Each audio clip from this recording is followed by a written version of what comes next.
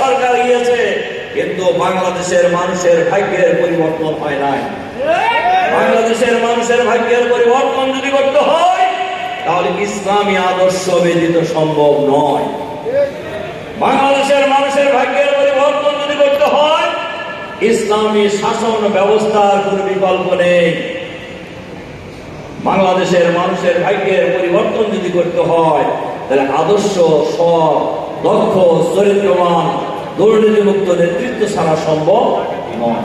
এই আদর্শ, চরিত্রবান, দক্ষ, যোগ্য নেতৃত্ব কেবলমাত্র জাতিকে উপহার দিতে পারে ইসলাম।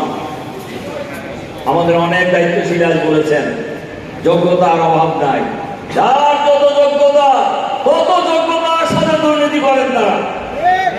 যার যত যোগ্যতা ততই তিনি সামাজিক অপকর্মের সাথে জড়িত, যদি আদর্শ চরিত্র যদি না থাকে।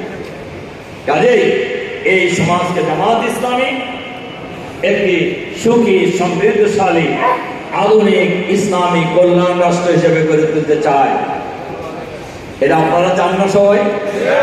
কারা কারা চান? হাত তুলন্ত দেখি যে আমরা এরকম একটা সমাজ চাই। এই সমাজে আমরা যদি এটা চাই, তাহলে আমাদেরকে বাংলাদেশ জামাত ইসলামী আমাদের প্রিয় জন্মভূমি 56,000 বর্গ মাইলের প্রতিটি এলাকায়, প্রতিটি গ্রামে, গঞ্জে, নগরে, বন্দরে, ঢাকা মহানগরীর অলিতে গলিতে আমরা সেই কাজটি করে যাচ্ছি। আমাদের নেতা ডাক্তার শফিকুর রহমান এই ঘোষণা দিয়েছেন, বাংলাদেশের সকল এলাকায় একজন জামাত কর্মী মানে একজন সমাজকর্মী, একজন জামাত কর্মী মানে একজন সমাজকর্মী।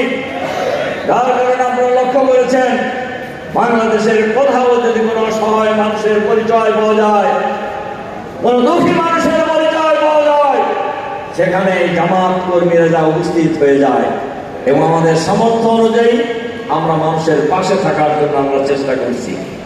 ইসলামী শিক্ষা এটাই।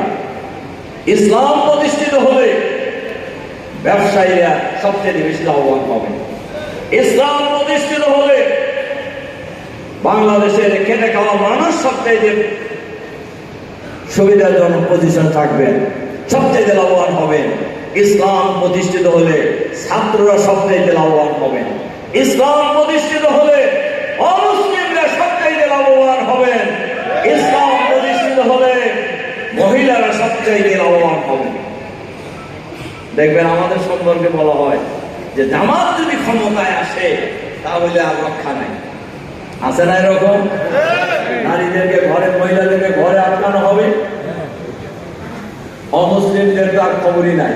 কিন্তু আলহামদুলিল্লাহ আমাদের নেতা আমির জামাতের নির্দেশে এবার জামাত সারা বাংলাদেশে এই পরিবর্তনের পর অমুসলিমদের মন্দির পাহারা দিয়েছে, থানা পাহারা দিয়েছে, ব্যবসায়ীদের ব্যবসা প্রতিষ্ঠান পাহারা দিয়েছে, এবং এই কাজ জামাত অব্যাহত রাখবে ইনশাআল্লাহ। এই কাজ জামাত অব্যাহত রাখবে। সুতরাং এই কাজে সকলের সহযোগিতা করা প্রয়োজন আছে কি? সদীমণ্ডলীর দায়িত্ব এই কাজ সামনে এগিয়ে নিয়ে যাওয়ার জন্য আমাদেরকে এগিয়ে যেতে হবে। এটা শুধু এগিয়ে নেওয়ার সহযোগিতা নয়, দিনকে বিজয়ী করার সংগ্রাম করা, দিনকে বিজয়ী করার জন্য লড়াই করা, সংগ্রাম করা প্রত্যেকটি মুসলমানের জন্যই দায়িত্ব। তিনি জামাত করেন অথবা না করেন, শিবির করেন অথবা না করেন, দিন প্রতিষ্ঠার আন্দোলনে শরীক হওয়া সবার জন্য জরুরি। আল্লাহ তাআলা কোরআন শরীফে বলছেন, আনাকিমুদ্দিন ওয়ালা তাতাফাররাকু ফীহি, তোমরা আল্লাহর দ্বীন কায়েম করো, এখানে কোনো পার্থক্য তৈরি করো না। তাহলে যদি আল্লাহর নির্দেশ হয়, নামাজ পড়া যেমন ফরজ, দ্বীন কায়েম করা ফরজ নয়? রোজা রাখা যেমন ফরজ, দ্বীন কায়েম করা ফরজ নয়? এজন্য আসুন আমরা আমাদের এই বাংলাদেশটাকে একটি সুন্দর, সমৃদ্ধ, আধুনিক ইসলামের বাংলাদেশ আমরা গড়ে তুলবো ইনশাআল্লাহ।